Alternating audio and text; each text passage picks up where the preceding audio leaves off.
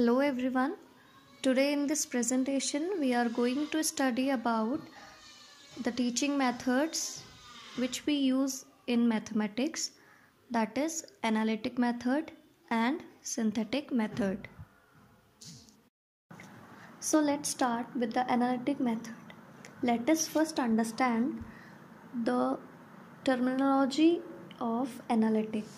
Analytic is derived from the word analysis, which means breaking up. So in this method, when we apply this method in teaching of mathematics, it means we simply break the problem into simpler parts and then recombine them to find the solution of the problem. In this way, analytic method is applied while solving a problem in mathematics. Now, let us first understand what analytic method is. It leads to the conclusion to hypothesis. It means when we come across an unknown problem, we just break it down into simpler parts and we conclude that by solving one part, we will move to other. In this way, first of all, we make conclusions and then we make hypothesis on the basis of that conclusion. Next is, it leads to unknown to known. It means when we come across to a known problem, we just break it down into other simple parts which are known to us.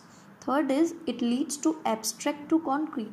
It means first of all we just think in our mind that if we will break it into these parts, then we will come to the final solution of the problem.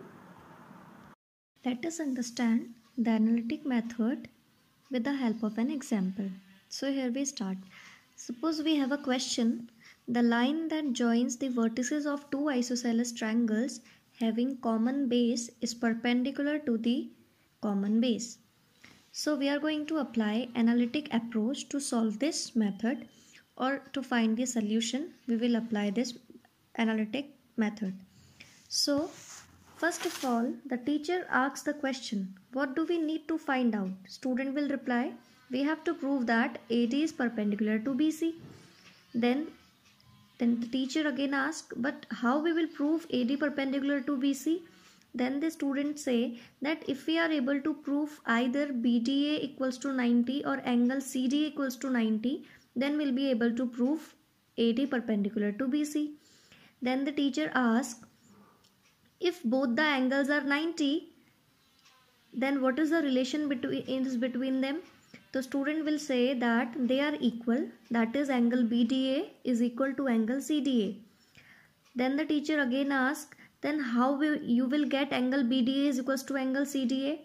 Then the student will reply that if we are able to prove the triangles which contain these angles are congruent to each other, then we'll be able to prove both the angles equal to each other. Then here one question again comes. Then the teacher asks that how we will prove both the triangles congruent? Student will reply by the rules of congruency.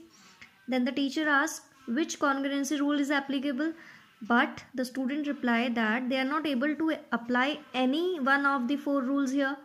Then teacher asks that why you are not able to apply any of the rule? The student will reply that if we will prove angle BAD equals to angle CAD, then we will get the required proof, that is congruency of both the triangles. Then the teacher asks how to prove angle BAD equals to angle CAD.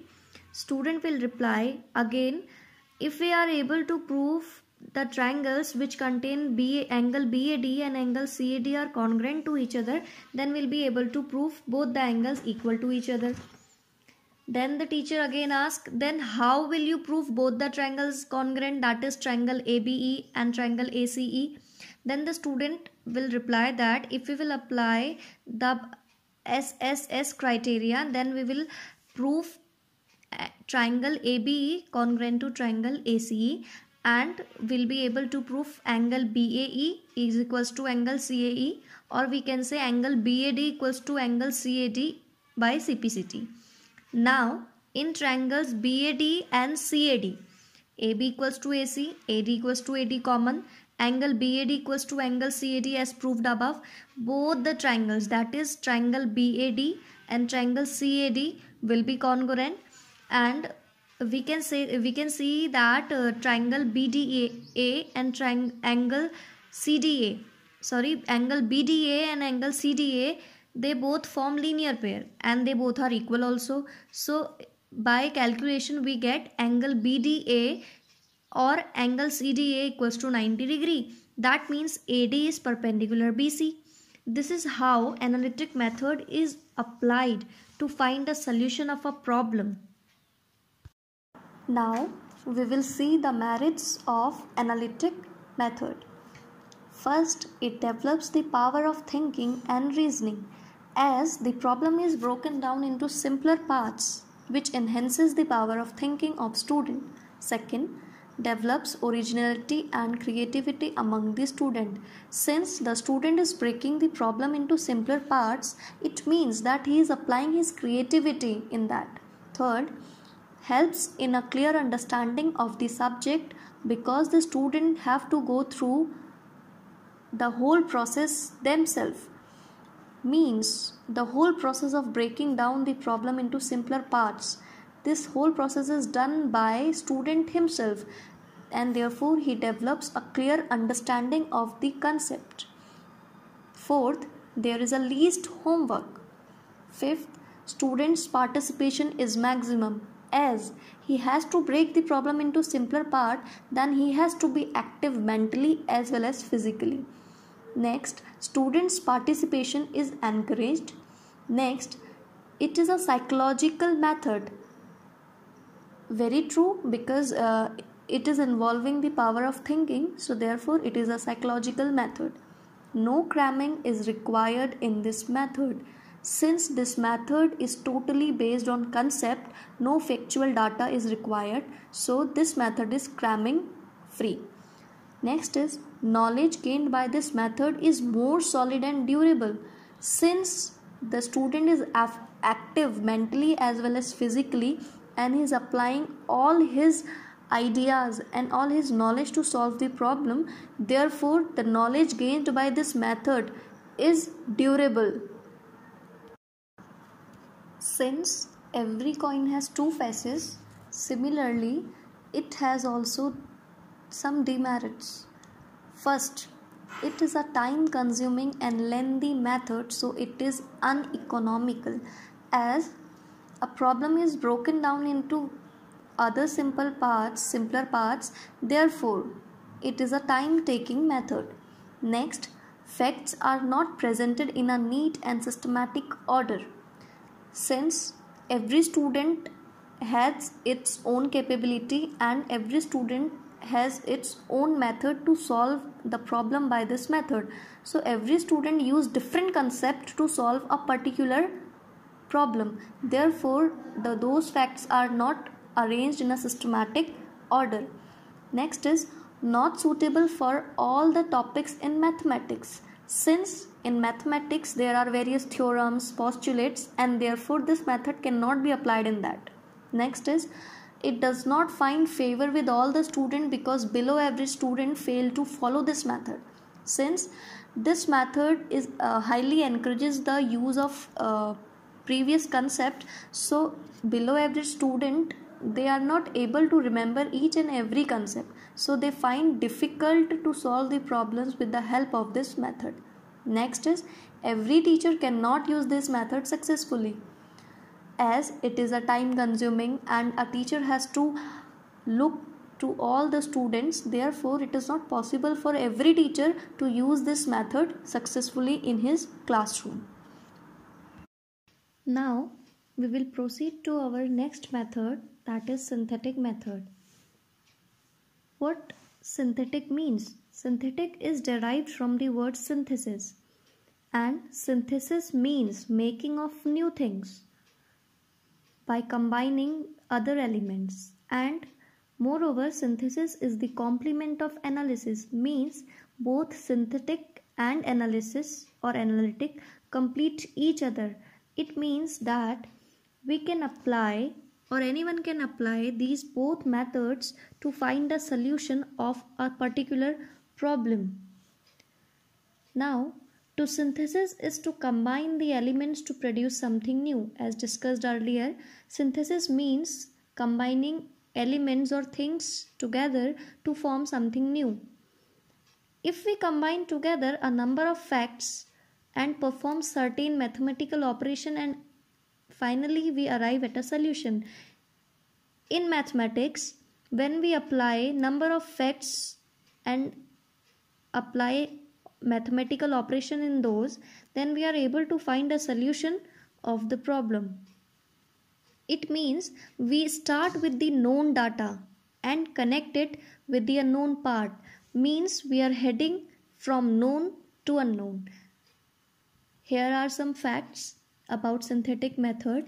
It leads to hypothesis to conclusion. It means that while solving a problem, first of all we make hypothesis and then we come across to a conclusion.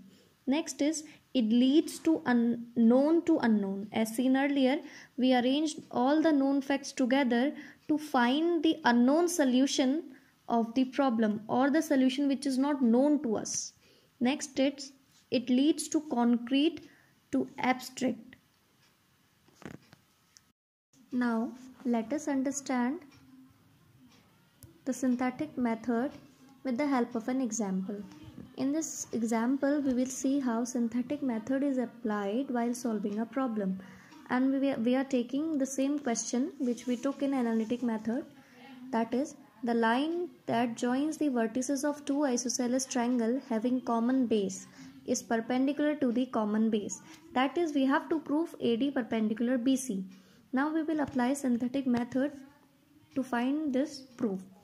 So very first we will prove the triangles ABE and triangle ACE congruent to each other, and we had applied SSS criteria to prove the congruency of both the triangles, and we get angle ABE is equals to angle CAE by CPCT. Now again in triangle ABD and ACD we are going to prove these both triangles congruent to each other, and we had applied SAS criteria to prove the congruency, and by congruency we get angle ADB is equals to angle ADC by CPCT. Since as we can see in figure, the angles, that is angle ADB and angle ADC, they both form linear pair. So sum of these angle will be equal to 180 degree. Since both the angles are equal, therefore we can write twice ADB is equals to 180 degree and angle ADB is equal to 90 degree. Since angle ADB is equal to angle ADC, it implies that both the angles are equal to each other and equal to 90 degree. It means that AD is perpendicular BC. This is how we find the solution of a problem using synthetic approach. Here are some merits of this method, that is synthetic. The very first, saves the time and labor. As seen while solving a problem, we have seen that when we solved the problem with the help of an example and applied the synthetic method, there was not much time consumed while solving the problem. Second is, it is very short and elegant method. Third is, neat method in which we present the facts in a systematic way. In analytic method, we applied the facts whatever the student liked, but in this method only limited facts are applied to form or to bring a solution. Next is, suits majority of the students, since it saves time and labor, and it is a method in which facts are presented neatly, so it is choice of majority of student. Next is, applied to majority of topics in teaching of mathematics. In topics where we have to prove the facts or we have to bring some answer, we generally choose this method to solve that problem. Next is, it glorifies the memory of a child. Since this method includes quickly recalling the facts to find the solution of a problem, therefore it results in glorifying the memory of a child. Next is accuracy is developed by the method. Since the child has very limited facts to solve a problem, therefore he has to apply only the accurate facts which are suitable to find the solution of a problem, and therefore accuracy is developed with the help of this method. Synthetic method has some demerits also. First is unpsychological method. Since it does not involve the intelligence of a child, therefore it is considered an unpsychological method. Second is scope for forgetting. Since various facts, a child needs to remember the various facts to find a solution of a particular problem. Therefore he is not able to apply whatever is known to him. Therefore there are chances of forgetting. Next is it makes the student passive listener and encourages cramming. Since the below average student are not able to remember or learn all the facts related to solution of a problem, therefore students become passive listeners and they only cram to find a solution of a problem. Next is confidence is generally lacking in the student. Since student is not clear that whatever facts he is applying, whether he will be able to find the solution of the problem with the help of those facts or not. Therefore confidence level is low. Next is no scope of discovery. This method includes application of the known facts, and therefore there is no scope of discovering new facts that could be applied to find a solution of the problem. Next is recall of each step cannot be possible for every child. As discussed earlier, that each and every step should be recalled or remembered by the child. It is not possible for every child, especially the child those who are not good at studies. This was all about the analytic and synthetic method. I hope that all the facts related to both the methods are clear. Thank you.